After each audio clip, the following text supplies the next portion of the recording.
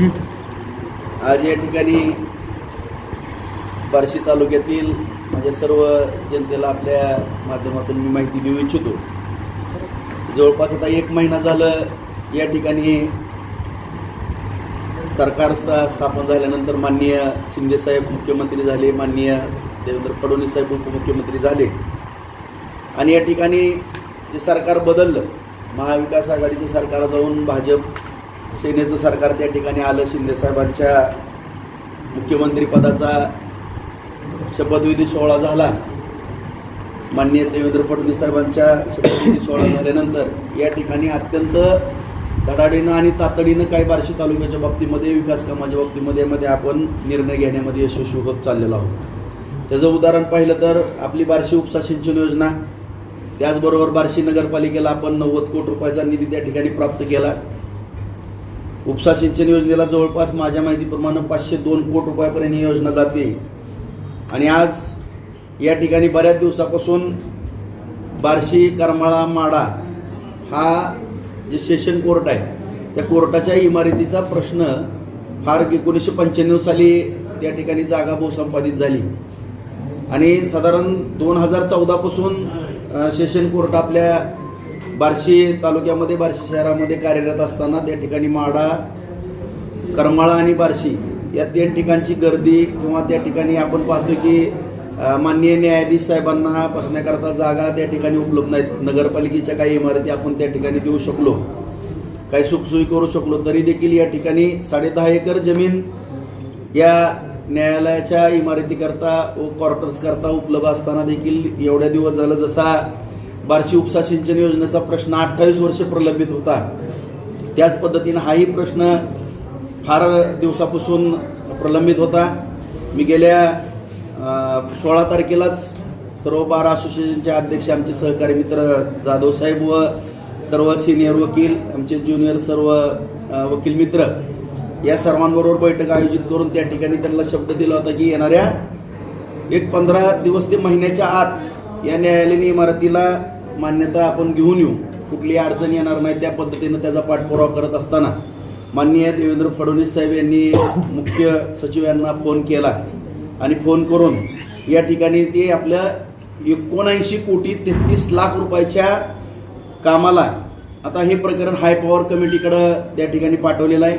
कारण 15 कोटीच्या पुढील इमारतीकरता निधी मंजूर करत असताना एक 5 सचिवांची बैठक असते, त्यामध्ये मुख्य सचिव त्याचे अध्यक्ष असतात, त्या अध्यक्षतेखाली या ठिकाणी त्या हाय पॉवर कमिटीची बैठक होऊन 5 तारखेच्या अजेंडावरती आपला विषय बार्शीचा त्या ठिकाणी घेतलेला आहे आणि 5 तारखेला त्याची प्रशासकीय मान्यता मिळणार आहे आणि जो विषय या ठिकाणी हाय पॉवर कमिटी पुढं गेलेला आहे त्याचा अजेंडा 2 तारखेला निघालेला आहे। 5 ऑगस्टला या ठिकाणी ती बैठक आयोजित केलेली आहे आणि त्या बैठकीच्या कार्यक्रम पत्रिकेवरती 8 नंबरचा विषय आपल्या बार्शी जिल्हा सोलापूर येथे नवीन न्यायालयीन इमारतीच्या बांधकामाबाबत 79 कोटी 33 लाख रुपयाच्या कामाला आपल्याला मंजुरी मिळते।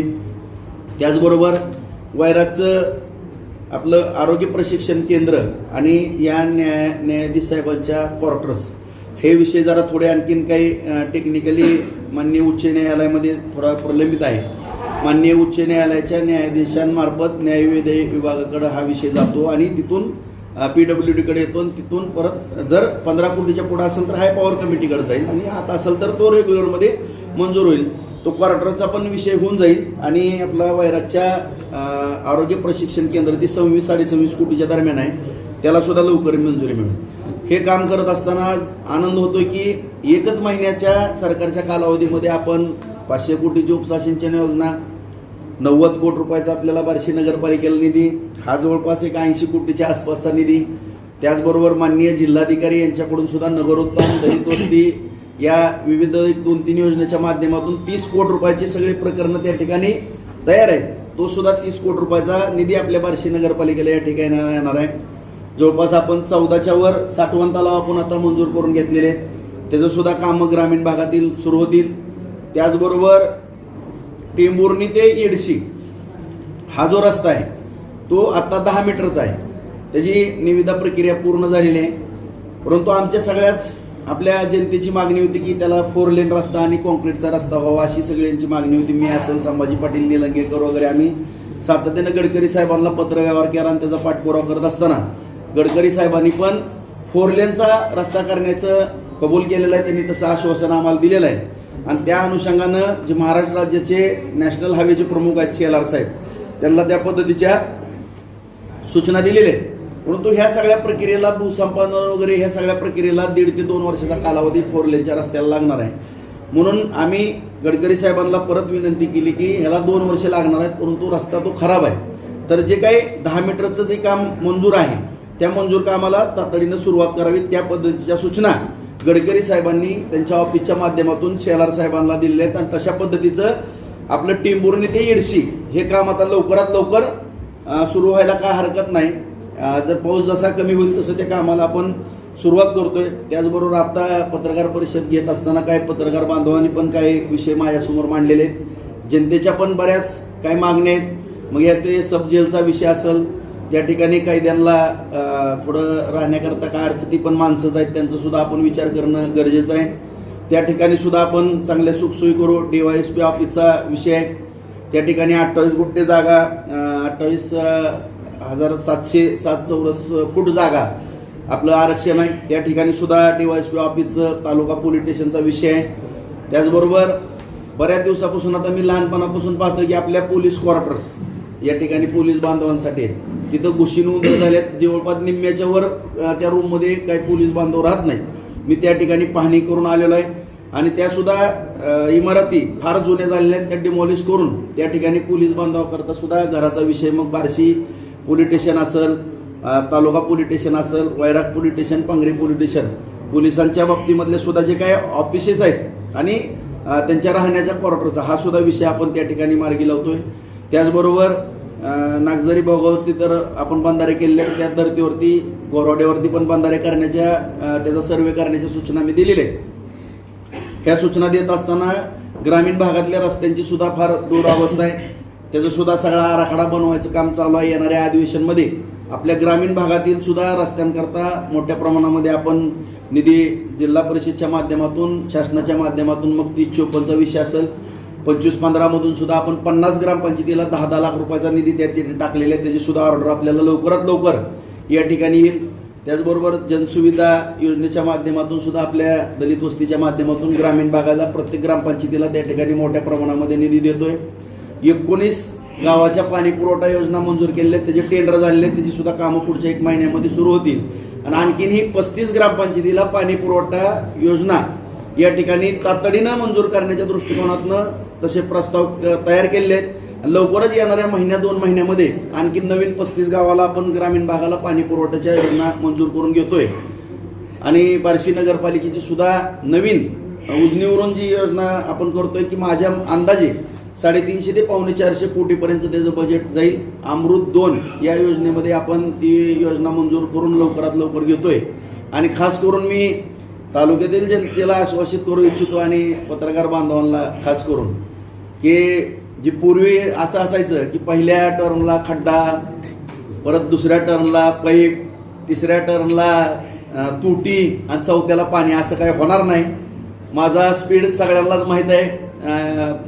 अत्यंत जलद गतीनं सगळी एका महिन्यातच आपण पाहताय की कशा पद्धतीनं कामं केलेली आहेत. आणि ह्याच धर्तीवरती ग्रामीण भागातील रस्ते असतील, आपले साठवण तलावाचा विषय आहे. आणि आजही ठामपणानं सांगतो, उपसा सिंचन योजनेबरोबर 100 साठवण तलाव हे माझं उद्दिष्ट आहे, टार्गेट आहे. 100 साठवण तलाव या तालुक्यामध्ये केल्याशिवाय मी स्वस्त बसणार नाही, अशा पद्धतीची प्रतिज्ञा केलेली. आता जवळपास 14 पर्यंत मी मान्यता आणलेली आहे. आणखीन ही काय काय गावामध्ये ते करून घेतोय.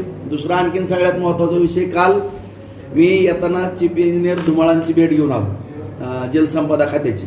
आणि परवा दिवशी गगराणी साहेब आणि चीफ आपले सेक्रेटरी जलसंपदाचे राजपूत साहेब, जो काय आपला आणखीन भोगावती सीना जे जोड कालवा करण्याचा जो विषय फार दिवसापासून त्याच्यावरती आंदोलनं झाली, अमुक झालं तमुक कृती समिती नेमली, बऱ्याच भागातील नागरिकांनी त्या ठिकाणी पण प्रयत्न केले, परंतु दुर्दैवाने त्या ठिकाणी पाणी उपलब्धता प्रमाणपत्र मिळालं नाही, त्याचं सर्वेक्षण झालेलं नाही. पण पुढच्या आठवड्यामध्ये मी माननीय मुख्यमंत्री साहेबाला, उपमुख्यमंत्री साहेबाला, फडणवीस साहेबांना ते पत्र देणार आहे. आणि भोगवती सीना भोगवती जोड कालवा उपसा करून पाणी आपण आता पूर्वीचा जो मागणी होती ती इरले भागातनं काही मागणी होती, परंतु मी ज्यावेळेस नकाशे घेऊन काल बसलो चीफ इंजिनियर साहेबांबरोबर चर्चा करत, तर माझ्या निदर्शनास असं आलं की आपण दारपळ बीबी दारपळ आहे त्या ठिकाणावरनं पण आपण पानगाव जवळ जी नदी आपली भोगवती येते असं जर जवळ घेतलं तर आणखीनही आपल्या जास्त गावांना पाणी पुरवठा होऊ शकतोय. त्या दृष्टिकोनातून मी स्वतः शुक्रवारी आता साठवण तलावाची बैठक कलेक्टर साहेबांकडे लावलेली आहे. ती बैठक झाल्यानंतर येताना मी त्या ठिकाणी शुक्रवारी जाऊन त्या भागामध्ये भेटणार आहे आणि सगळ्या अधिकाऱ्याला पुढच्या आठवड्यामध्ये पत्र दिल्यानंतर सर्वेचे आदेश घेतो आणि तसा सर्वे करून आपल्या आणखीनही जास्त गावं कशी भिजतील हा माझा प्रयत्न राहणार आहे. आणि 1 महिन्याची वाटचाल तर यशस्वी झाली म्हणायला काय हरकत नाही. उपसा सिंचन योजना नगरपालिकेला 90 कोटी, परत आपलं माडा करमाळा आणि बार्शीचा अत्यंत जिव्हाळ्याचा हा प्रश्न सगळ्याच नागरिकांचा, कारण बसण्याची सोय नाही, वकिलांना बसण्याची सोय नाही, त्यामध्ये 15 न्यायाधीशांची बसण्याची सोय त्या ठिकाणी होणार आहे. वकिलांना बसण्याकरता त्या ठिकाणी मोठा हॉल असणार आहे, त्यांच्या रूम असणार आहेत, त्याचबरोबर साक्षीदार आहेत, नागरिकांना बसण्याची सोय असणार आहे, पार्किंग आहे त्या ठिकाणी, शौचालय, बाथरूम, लायब्ररी, कॅन्टीन असे सगळे रस्ते सुसज्ज अशी इमारत त्या ठिकाणी होईल. त्या ठिकाणी न्यायाधीशांच्या क्वार्टर सुद्धा त्या ठिकाणी होतील आणि अशा पद्धतीनं आपण हा विषय मार्गी लावला आणि 5 तारखेला त्याची प्रशासकीय मान्यता आपल्याला मिळते. 2 प्रश्न होते. या 4 दिवसामध्ये बार्शी तालुक्यामध्ये खूप प्रमाणात पाऊस झालेला आहे आणि त्याच्यामध्ये 2 व्यक्तींचं दुर्दैवी मृत्यू झालेला आहे. त्यातल्या एका महिलेला त्याचा निधी पण मिळालेला आहे मदतीचा. दुसरा व्यक्ती काल रात्रीच्या पावसामध्ये वाहून येऊन मयत झालेला आहे आपल्या लक्ष्मीनगरच्या ओढ्यामध्ये. आणि ग्रामीण भागामध्ये सोयाबीनच्या आणि उडीदाच्या शेतामध्ये बऱ्याच ठिकाणी पाणी साठलेलं आहे, त्याच्यामुळे शेतकऱ्यांचं नुकसान झालं आहे. तर शेतकऱ्यांची अशी मागणी आहे की त्याची नुकसान भरपाई मिळावी आणि ओला दुष्काळ आपल्या बार्शी तालुक्यामध्ये जाहीर करावा अशी आपण मागणी करावी अशी शेतकऱ्यांची सध्या मागणी आहे. मी जरी मुंबईला आता थोडं आपल्याला पण माहित आहे की जवळपास या 1 महिनाभरात एक 18-20 दिवसाच्या पुढं माझा जास्त वेळ मुंबईमध्येच गेला, कारण हे सगळे आपल्या तालुक्यातले फार महत्त्वाचे विषय होते. त्याचबरोबर हा सुद्धा आपल्या शेतकरी बांधवांच्या दृष्टिकोनातून अत्यंत महत्त्वाचा विषय आहे. बऱ्याच ठिकाणी पाऊस पण आता रात्री पण जवळपास 600 मिली काहीतरी पाऊसची नोंद दिसते.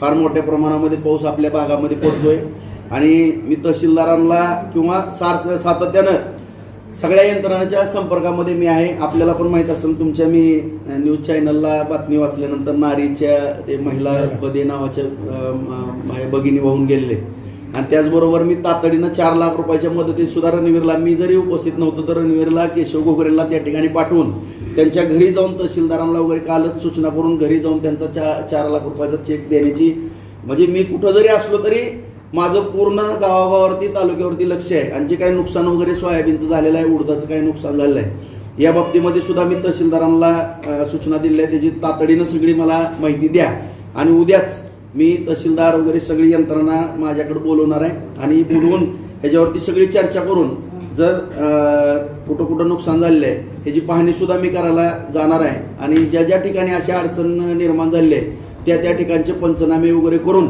जी काही शेतकऱ्यांना मदत द्यायची, कारण महागच मी कृषी खात्याची ज्यावेळेस खताच्या आणि बी बियाण्याच्या बाबतीमध्ये बैठक घेतली होती त्यावेळेस मी सगळ्या शेतकरी बांधवांना विनंती पण केली होती आपल्या माध्यमातून की पीक विम्याचं पण आपण तातडीनं रकमा भरा वगैरे सगळं विनंती केली होती.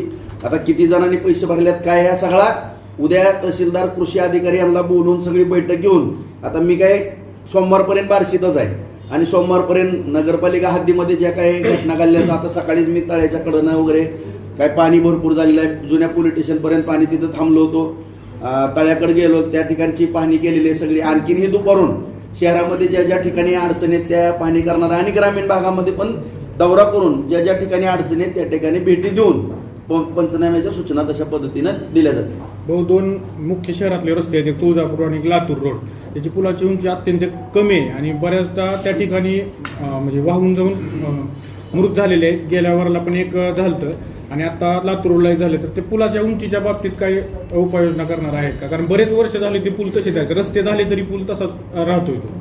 आता जो पूल होता लातूर रोडचा आपल्याला माहित आहे की पूर्वी त्या आमची पण जागा पलीकडे आहे तिथं, तो पूल तर आपण त्याच्या नळ्या वाढवून हे केला. आता त्या पलीकडच्या पुलावर तिथं 2 वडे आता एक सकाळी वाहून गेलेलं आहे दुर्दैवानं, ते आता ते दिलेत पोलीस स्टेशन वगैरे, तिथं पाठवले सगळे फायर फायटर वगैरे तिथं पाठवली. मी पण जाणार आहे आता थोड्या वेळाने तिथं. आणि पलीकडचा पूल आहे त्याची उंची वाढवली. तुळजापूर रोडची आपण त्या उस्मानाबाद परांडा रोड करत असताना त्याची उंची वाढवली, ती आपल्याला माहितीच आहे.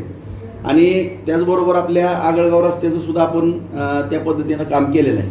आता उर्वरित अलीकडला लक्ष्मीनगरचा जो वडा आहे, तर हे जे काम चालू आहे आपलं आता जे ह्याचं काम होणार आहे, त्यामध्ये आपण घेऊ किंवा नगरपालिकेच्या माध्यमातून तिथली एक उंची वाढवणं. कारण तो एक वाडा, आता आमच्या आरणगाव रस्त्याला जाणारा तो एक वाडा आणि आपल्या पोलीस आपलं रेल्वे लाईन जी गेलेली आहे त्या पण रस्त्याची जाऊन मी स्वतः पाहणी करून एक 3-4 पुलाचा जो विषय आहे तुम्ही म्हणता ते बरोबर आहे. आणि त्या ठिकाणी काही पुलांची वाढवली आपण, काही पुलं जे आपण नव्यानं त्या ठिकाणी करू.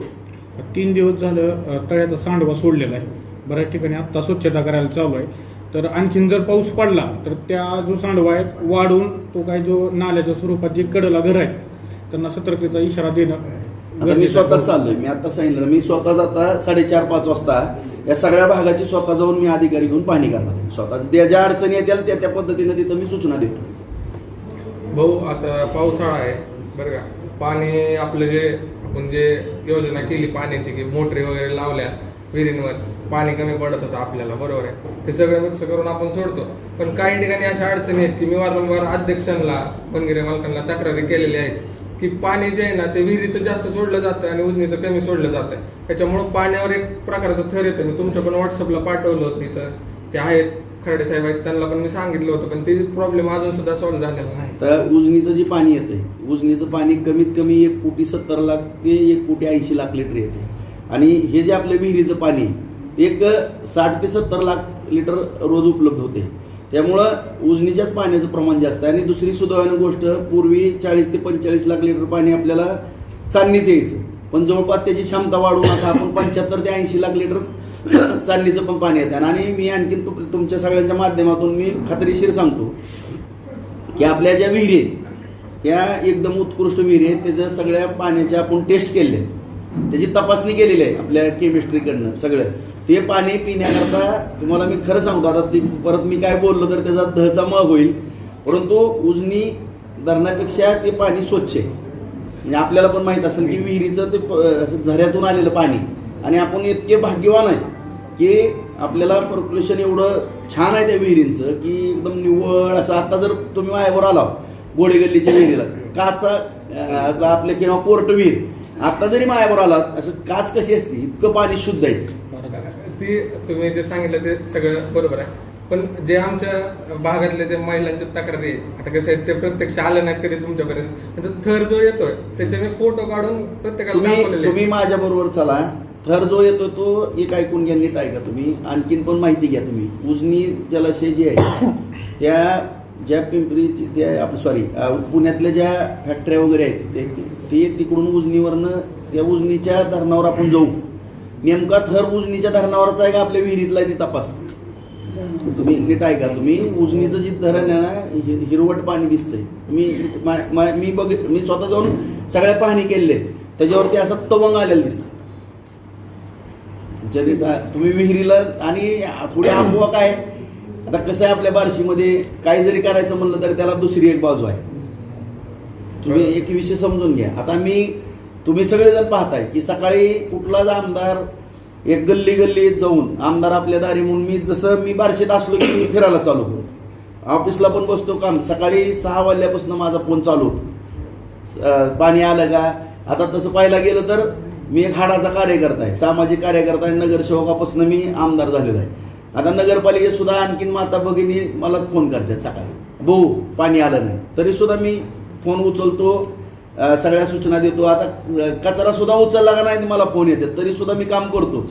सकाळी 6 वाजल्यापासून नॉनस्टॉप संध्याकाळी 10 वाजेपर्यंत मी कामात असतो. त्यामुळं आता एक अशी बाजू आहे की कुठंतरी एखादा एक पॉईंट दिसला, कुठंतरी खड्डा दिसला, काय लगे व्हॉट्सअपवर, आणि तेवढंच काम आहे. यांना सगळ्या सत्तेतनं जनतेने घरी बसवले, काम धंदाच नाही, त्यामुळे ती खोड्या करते. आणि तुम्हाला सुद्धा मी माझी विनंती आहे सगळ्यांना की आता नगराध्यक्ष आणि 40 नगरसेवक आणि 4 स्वीकृत नगरसेवक, 45 जण ती टीम तिथं कार्यान्वित होती. आता प्रशासक असल्यामुळं गेली 6 महिने झालं, 6-7 महिने झालं ती लोक नाही, त्यांना तिथं जास्त हस्त करता येत नाही नियमानं. दुसरा मुद्दा 12 सदस्य तर पंचायत समितीला, 6 जिल्हा परिषदला, तिथं पण प्रशासक असल्यामुळे त्यांच्यावर पण जास्त त्यांना कामकाजात भाग घेता येत नाही. आता सगळ्या अधिकारी मी एकटा आमदार, माझी तारावरची कसरत आहे, तरी देखील मी कमी पडणार नाही. मी सगळ्या तुमच्या माध्यमातून सांगतो, ज्या ज्या ठिकाणी आता तुम्ही बघताय, मी नगरपालिकेत जाऊन बैठका घेतो, पंचायत समितीमध्ये बैठका चालू आहेत, बाजार समितीमध्ये कृषी खातं किंवा सगळ्या अधिकाऱ्यांना आता थोड्या वेळ आणखीन जलसंधारण खात्याची बैठक आहे, भातांबऱ्याचा तलावाचा प्रश्न आहे, तिथले शेतकरी सगळे म्हणजे सगळ्या स्तरावरती सकाळपासून 6 वाजल्याला मी व्यायामला चालता माझं जवळपास 25-30 फोन 7-7:30 वाजेपर्यंत सकाळी असतात. आणि आणखीनही तुम्हाला सांगतो, ज्या ज्या ठिकाणी तुम्हाला काय वाटेल, आता थोडं नगरसेवकाचा सहभाग कमी जास्त होतोय, जिल्हा परिषद सदस्यांचा कमी जास्त होतोय, तुम्हाला जरी कुठं मीडियाला वाटलं की आमदारांनी तिथं जाऊन भेट द्यावी, तर मी त्या सणाला तयार आहे. तिथं येऊन तिथला प्रश्न मार्गी लागेल. आरोग्याविषयीचा एक प्रश्न होता की सध्या साथीचे आजार चालू आहेत आणि बार्शी शहरामध्ये काही ठिकाणी पाण्याचे डबके पण साठलेले आहेत काही दुर्लक्षित भागामध्ये. तर नगरपालिकेच्या माध्यमातून आरोग्य विभागाची काही फवारणी वगैरे काय आपल्याला जर करता आली असतील तर त्याचं थोडंसं आणखी अंमलात आणायला आपण जर सांगितलं तर ते बेटर चालू झाली असेल. ती एकदम सतर्क यंत्रणा आहे, तिथे काय अडचण नाही. जरी काय वाटलं तरी मला सांगा, मी त्याच्यामध्ये कुठं जरी कमी जास्त असलं तर दुरुस्त करू.